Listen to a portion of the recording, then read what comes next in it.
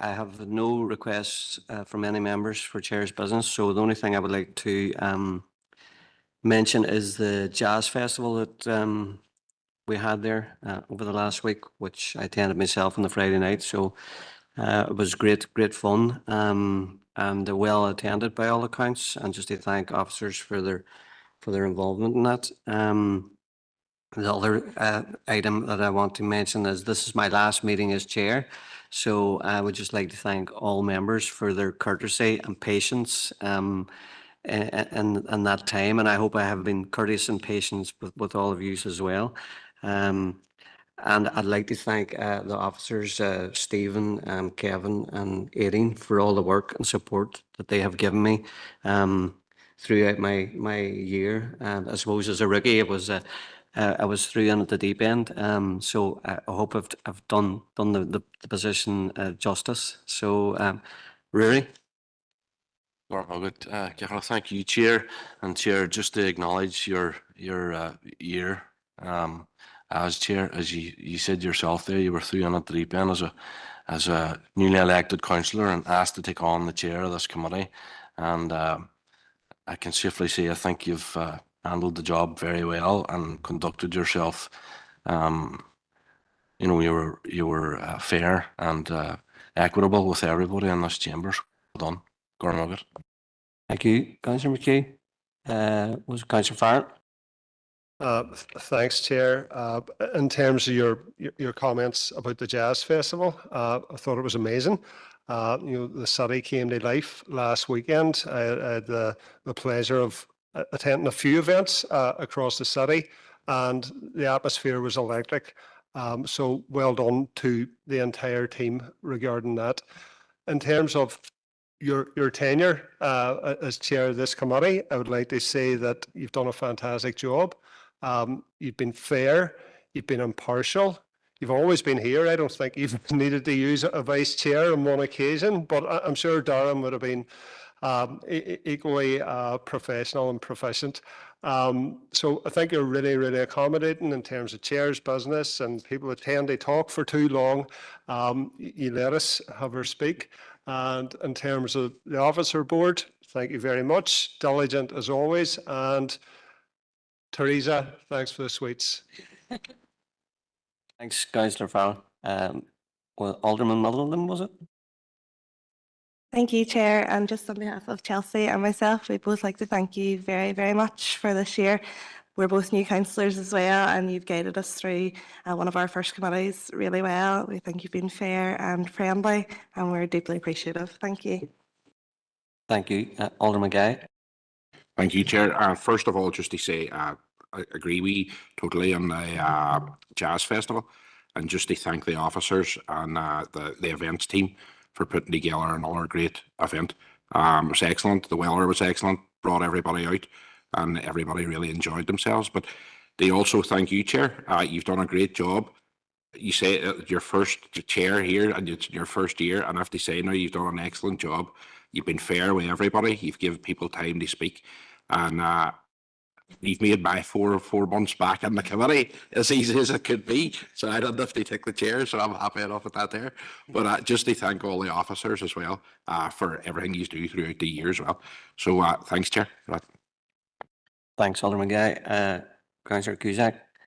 Thank you, Chair. And I've sat in that chair a couple of times, so I know what it's like, but this is one of the nicer committees. I'm biased.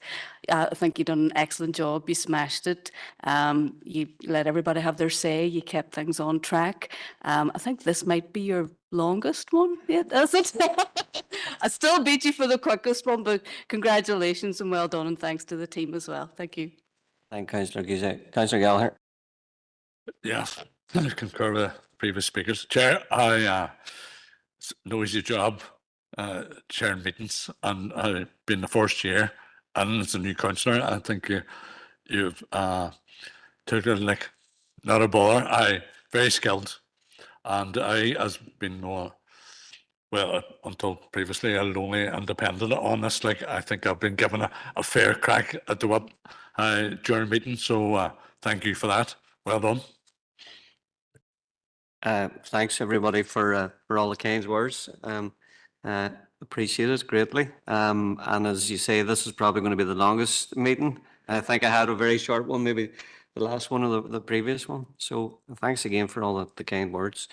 We'll move on now to item 7, matters arising from the open minutes of the Business and Culture Committee held on Tuesday, the 16th of April, pages 45 to 64. Anybody want to come in anything?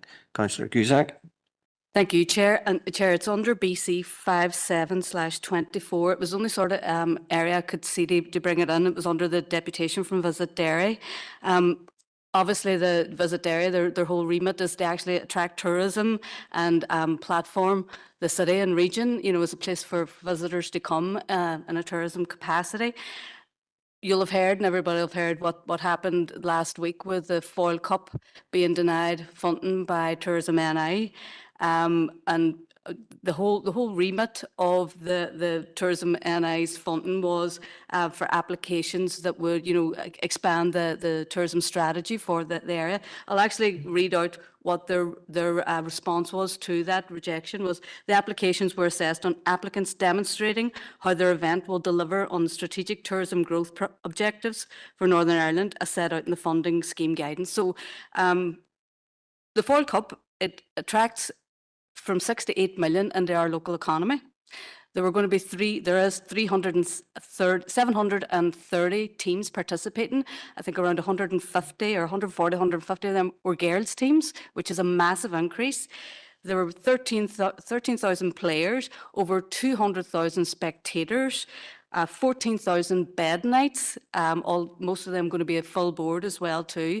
So that's just a snapshot of, you know, what was actually going to deliver tourism-wise to the city and district, not to mention, you know, how it's going to showcase the city, how all local businesses are going to benefit from it, how work's going to be created, employment opportunities, as well as the very real aspect of getting young people involved in sport, getting them enthused, healthy lifestyles, et cetera, et cetera. So how they didn't actually meet those objectives is very, very questionable. So not to delay the meeting, is if we as a council could write to Tourism NI and the department as well, Department for the Economy, and say, you know, why did this particular event, which has been going on for years and drawn so much attention and just fills our city full of, you know, life and vibrancy, why did this not fulfill these objectives? It just doesn't make sense. And if they haven't responded already, which I don't believe they have, could they do that with haste? Thank you. Thanks, Councillor Cusack. Councillor Farrell? Thanks, Chair, and I'm happy on behalf. Sorry, Councillor Hussey indicated first, so before you, so sorry about that. I'm not a member of committee and appreciate the opportunity, and I thank Councillor Cusack for her remarks. I had the pleasure of going down to the waterfront this year, university last year, but going down, the Mayor and Councillor Duffy were there, and Councillor Cusack has highlighted it totally, the impact that I was going to say competition, but I'll say the festivities and event have within the city and beyond. I do know that some of the Foyle Cup games are going to be played in Castleberg. Whoopee. So thanks to them for that. And, you know, it brings so much to the city. I think that the bed nights might be one of the top actual bed night filmants in the overall calendar for the hotel and hospitality sector. To not have that recognised by Northern Ireland Tourism is an absolute disgrace, and I can't fathom why they have come to their decision, and I support contacting them and saying, right, give us an explanation of what's going on here. What wasn't mentioned earlier on was the number of visitors from out of Northern Ireland, from out of the island, from out of the British Isles, who come along to that has to be taken into consideration. You know, if tourism is about bringing in outsiders to the area, the Foyle Cup does that. Wasn't recognised. Absolute disgrace how they've been treated by Northern Ireland Tourism. Thank you. Thanks, Alderman Hussey. Councillor Farrell? Thanks, Chair. And on behalf of the SALP, we would like to place on record our disappointment with the Tourism NI's decision for the second year running not to fund the Foyle Cup. And obviously, as the two previous speakers have said, it's a key sporting event on our calendar. It's such a positive event which brings young people from right across the north, right across the island, neighbours in Britain. We've got teams from America that come to Derry for this event. And it makes such a positive contribution to the local economy. And every year, I don't go and watch the matches, but every year I stand on Great James's Street to watch the parade. And just the view, the spectacle of the thousands of young people walking down the street, the colour, the excitement, the smiles on their faces, and like the photograph every year that's taken of that parade, that from a marketing perspective, it's massive. And Tourism NI should see that. They should invest in it, because that's what Derry's about bringing people together, about having fun. But we need support. You know, the Foyle Cup needs support. Mickey Hutton works around the year, all around the year, to organise this event, but it costs money, and Tourism NI should recognise the benefits that this brings to the local economy, and they should pony up. So if you need a seconder for a letter going to Tourism NI, happy to do it. Thank you. Thanks, Councillor Farrell. Yeah, I would concur with your sentiments exactly, and it's, as Alderman Hussey says, it's an event that goes right across the district, and it's bringing those players and their guardians and family members that are seeing places that they may not otherwise see. So I think that it's your proposal is definitely a good thing. So I don't know if you want to, the council officers want to draft something, or do you want to draft something? Yeah. Okay, okay. All right, thanks. Is any other matters arising? No. So move on to item 8, Labour Market Partnership Action Plan 24-25, pages 65 to 148. Kevin? Thanks, Chair. There's only 45 pages of this, so I'll go through each one in extreme detail. I was just going to say, maybe going forward, if we can summarise as best as possible, so we... So the summary really, I mean, around this is to provide members with an update on the action plan, and the details are provided within the report, and also to seek approval on a draft action plan for 24-25, and to provide you with an update on the funding outlook for 24-25. And I suppose the most pertinent thing around this report is around the funding outlook, and that goes back to the previous conversation that around funding and the challenges that exist within the executive around that. So similar to last year, we haven't received and we haven't been given an assurance of the full allocation for funding for the LMP for 24-25. They've issued a letter of offer for Secretariat support up to the 30th of June, and that is concerning. Nevertheless, we've been able to submit a draft action plan. It's included within the report. DFC have not provided any are content with the content within that action plan that's attached. But as I say, we haven't been given an indication of funding. So the purpose of the report is that members are aware of that issue, are aware of the progress of the previous year, and should we receive a letter of offer, give officers approval to progress that and to deliver the 24-25 action plan. Thanks, Kevin. Anybody want to come in there? Councillor Farrell? Yeah, really briefly, Chair. So happy to propose the item. So there's a 25% administrative budget, which is going to cover until the end of June. So if DFC has not made a final decision post-June, what do we do? Our assumption is that they will make a decision and they'll make it over the next couple of weeks. And we'll be notified of that. We've had like several engagements with them. We haven't been given an indication what way that's going to go. So I think that we'll be in we'll know. I don't envisage just not knowing. They are a really good department to work with. The officer or the team that we work with on that employability section, we've got a really good relationship with, so we will get an indication. Now, we will then need to, if that is if we don't get the funding, we need to look at then what that means for us as a council, and indeed all 11 LMPs. So hopefully we'll know in the next, in the next 2 weeks, I would have thought. Thanks, Kevin. We need a seconder. Seconded. Councillor McHugh. Anybody else want to come in? No.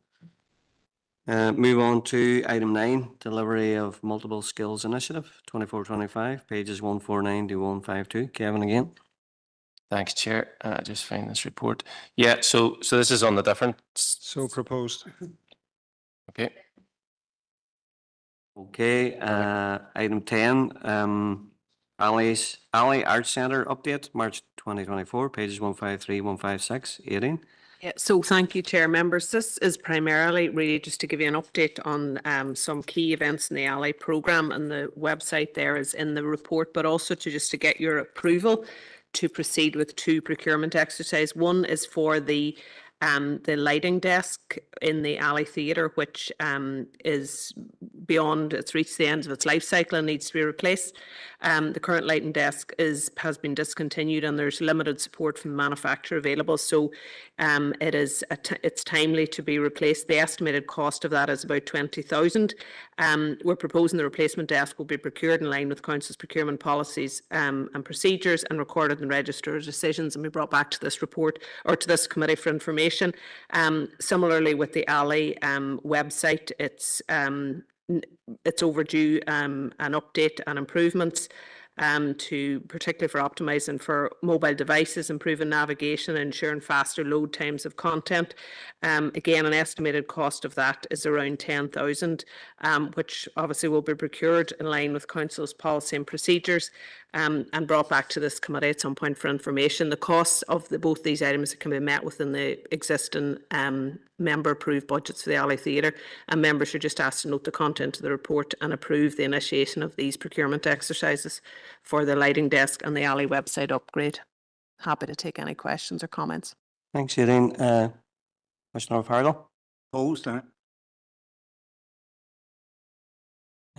Councillor Gallagher, second. Everybody happy? You want to come on that? Are you happy enough to proceed? Okay, item 11, Guildhall Cafe update. Irene? Yeah, so thank you, Chair. Members, the purpose of this is to give you an update on the status of the Guildhall Cafe. You'll recall a report to this committee in December 22 with an update on the cafe tender, and a further report in June 23 seeking approval for visitor service space to operate the space as a gift shop and small coffee outlet throughout the summer months. Visitor services staff did operate the cafe with retail space and basic drinks during peak season, but this could not be sustained in the longer term within the existing staffing structure, and it had always been the intention to reissue the cafe tender as soon as possible so a full service cafe could be re-established. The tender document has been reviewed and was published with the closing date of the 24th of May of this month. The updated documents contain more detail on the building spec, food hygiene requirements, and extended the duration of a likely lease to ensure the tender was clear and attractive to the market. The tender was issued in e-tenders, obviously in line with our Council's procurement policy, and officers have worked through our respective networks to highlight the opportunity. It's proposed that successful operator will be appointed as soon as possible after the assessment, with a possible proposed lease start date of the 1st of June. Members, you're asked to approve the appointment subject to the successful completion of the procurement exercise, with the report brought back to this committee for information in due course. There are no significant financial implications for Council other than an opportunity for rental income, and you'll note the LPS valuation of the unit set out in the report. And members, you're just asked to note the content of the report and approve the process and appointment of operators subject to our policies and procedures of Council. Thank you. Thanks, Irene. Anybody want to come in or propose or second? Councillor Hutton, propose. Second. Councillor Farrell, second. Okay, happy to move on. So next we have open for information, items 12 to 18. I'll just go through them and if anybody wants to come in. So item 12, off-street car parks. Councillor Farrell. Thanks, Chair. And I know this was discussed at last month's committee when we signed off on the Victoria Market, and the director had highlighted that there are a number of car parks across the city that are going to be closed for a certain length of time, and it's good to get visibility of this in one document. I think communication around this is going to be key. So does council have any comms plan? Because it's not just one car park, there's a number of car parks and it's going to significantly reduce capacity across the city centre. I'm conscious that, we've got Maritime Festival, etc., that there's going to be a lot more vehicles in the area. So do we have a comms plan about communicating to this public about what they expect and to maybe leave the cars in the house and use public transport, because trying to find car parking spaces could prove difficult at some times. Thank you. Thanks, Councillor Farrell. Kevin. Yeah, so we thought it was important to try to collate this information when you start to you're getting the requests and you're starting to understand the full picture. So this is the first part of that comms plan.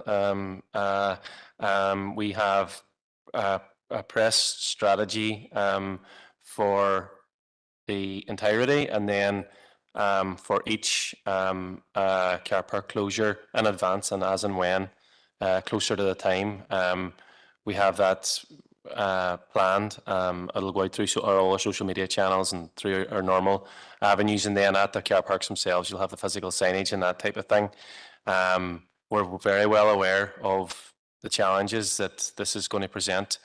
However, obviously, there's a greater good that will result, and once the works and stuff are done for a lot of this stuff. So yeah, we'll communicate as proactively as we possibly can on this. Thanks, Kevin. Okay. Item 13, residential parking. Alderman Cook. Thanks, Chair, for letting me in, and thanks, Kevin, for bringing the paper forward. Whilst we recognise Palace Street residents are not the only residents within the city centre without designated parking spaces, they are the only residents who do not have the option of parking on their street due to the breadth of Palace Street. We thank officers for their work thus far, but we do believe that there are more options to be explored. I understand that on Bishop Street Car Park, there are currently 2 spaces blocked off with plant pots. Could these spaces not be allocated to the residents without taking away 2 additional open spaces? We feel that there is more avenues to explore and more discussions to be had in regard to the blocked off spaces at Bishop Street Car Park, discounted seasonal tickets and permits, etc. I have a proposal I would like to bring forward. I've sent it through to Teresa.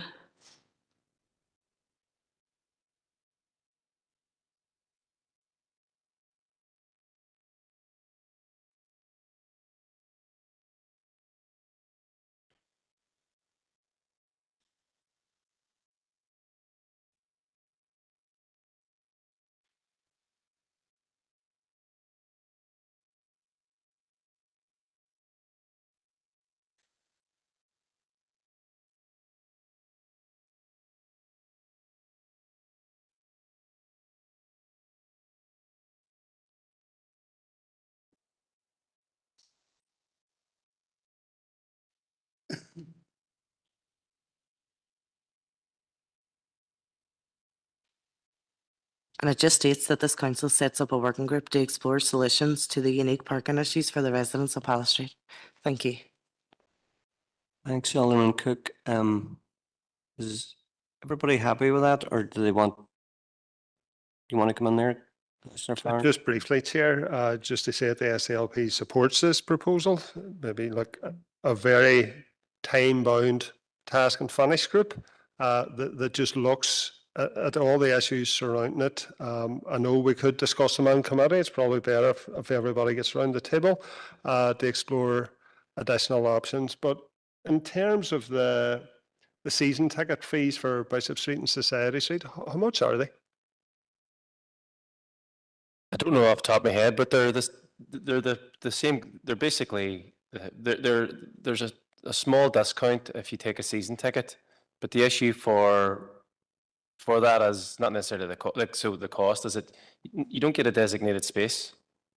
There's no designation of space, and the issue with designating space is that becomes a land transaction. It's not within our gift to carry out a land transaction. So that's the challenge there. But we can discuss all the issues within the working group, absolutely, and see where we can go with it. You know. Councillor or Alderman Guy. Thanks, Chair.